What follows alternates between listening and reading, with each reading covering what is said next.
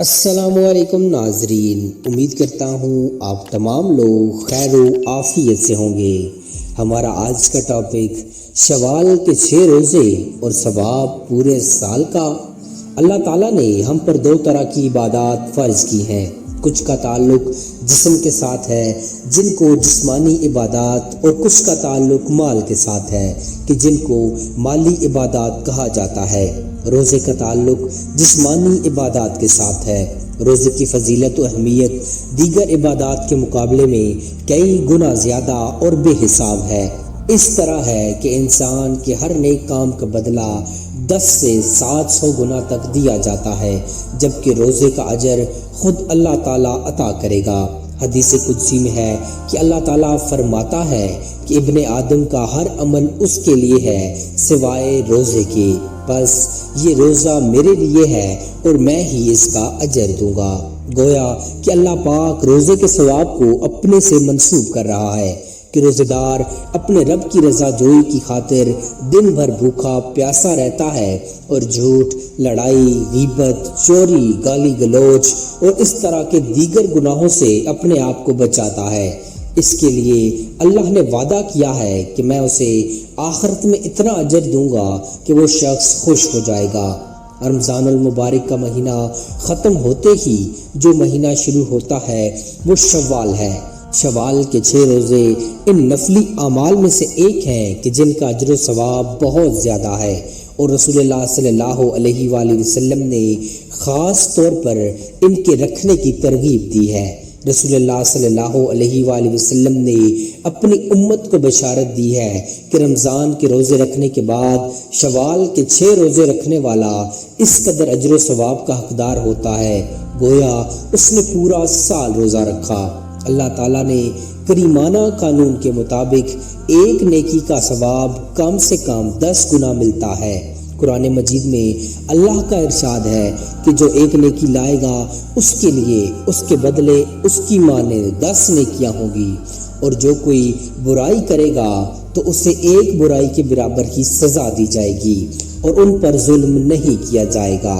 اس آیت طیبہ میں اللہ تعالیٰ یہ وعدہ فرما رہا ہے کہ وہ اپنے بندے کو اپنے فضل و کرم کے ساتھ ایک نیکی کے بدلے 10 نیکیوں کا ثواب عطا کرے گا، اور جو کوئی گناہ کرے گا تو اللہ تعالیٰ اپنے عدل کے تقاضے کے مطابق ایک گناہ کے بدلے ایک ہی گناہ کی سزا دے گا۔ یہ اللہ تعالیٰ کا احسان عظیم ہے۔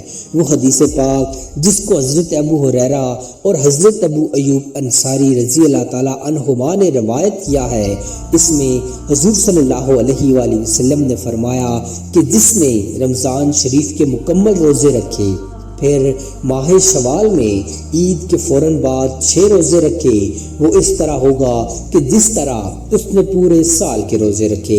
اس لیے علماء اسلام فرماتے ہیں کہ اللہ تعالیٰ کے اس ارشاد گرامی کا جس میں ایک نیکی کے بدلے 10 کا ثواب عطا کرنے کا وعدہ کیا گیا ہے، اس سے یہی مراد ہے۔ وہ فرماتے ہیں کہ سال کے 360 دن ہوتے ہیں اور رمضان شریف کے 30 روزے ہوتے ہیں، تو جب کوئی آدمی رمضان شریف کے 30 روزے رکھے گا تو وہ اس آیت کے مطابق 300 روزے کے ثواب کے برابر ہوگا۔ باقی سال کے 60 دن رہ گئے، تو جب کوئی آدمی شوال کے 6 روزے رکھ لے گا تو وہ 60 روزوں کے برابر ہو جائیں گے۔ اس طرح سال مکمل ہوگا۔ حضور صلی اللہ علیہ وآلہ وسلم نے فرمایا، اللہ نے آسمانوں اور زمین کو شوال کے 6 ایام میں پیدا فرمایا، تو جس نے شوال کے 6 روزے رکھے تو اللہ تعالیٰ اپنی مخلوق میں سے ہر ایک کے بدلے اس سے ایک حسنہ عطا فرمائے گا، اور اس سے اس کے گناہ مٹا دے گا اور اس کے درجات کو بلند فرمائے گا۔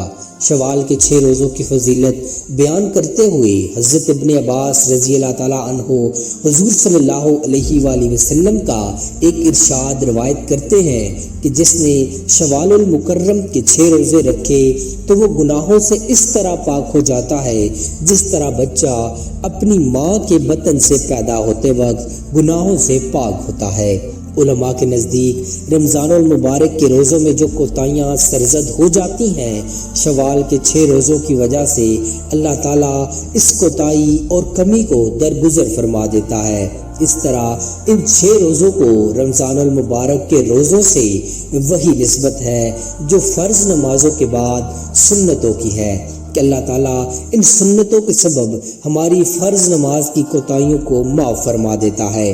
حضرت عبداللہ بن عباس رضی اللہ تعالیٰ عنہ سے روایت ہے کہ حضور صلی اللہ علیہ وآلہ وسلم نے فرمایا، رمضان شریف کے بعد روزہ رکھنے والا اس آدمی کی طرح ہے کہ جو میدان جنگ سے بھاگنے کے بعد دوبارہ حملہ کرتا ہے۔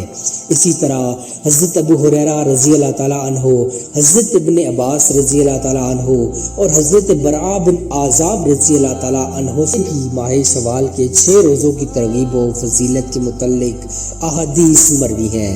بہتر ہے کہ عید الفطر کے متصل بعد 6 روزے مسلسل رکھ لیے جائیں، تاہم اگر ماہ شوال میں متفرق طور پر بھی رکھ لیے جائیں تو بھی جائز ہے۔ شوال کے روزے عید کے فوراً بعد یعنی عید کے دوسرے دن سے تسلسل کے ساتھ رکھنا افضل اور مستحب ہے، کیونکہ نیکی کی کاموں میں جلدی اور ایک دوسرے سے آگے بڑھنا بہتر ہے۔ لیکن اگر کوئی شخص اس مہینے کے آخر تک وقفے سے ایک دو کر کے رکھنا چاہے تو بھی رکھ سکتا ہے، اس میں کوئی حرج نہیں۔ البتہ شوال کے مہینے میں ہی یہ 6 روزے مکمل کر لینا چاہیے۔ اللہ تعالی ہم سب کو شوال کے 6 روزے رکھنے کی توفیق عطا فرمائے، آمین۔ امید کرتا ہوں آپ کو ہماری آج کی ویڈیو پسند آئی ہوگی۔ مزید ایسی انفارمیٹیو ویڈیوز دیکھنے کے لیے چینل کو سبسکرائب کر لیجئے۔ جزاک اللہ خیرہ۔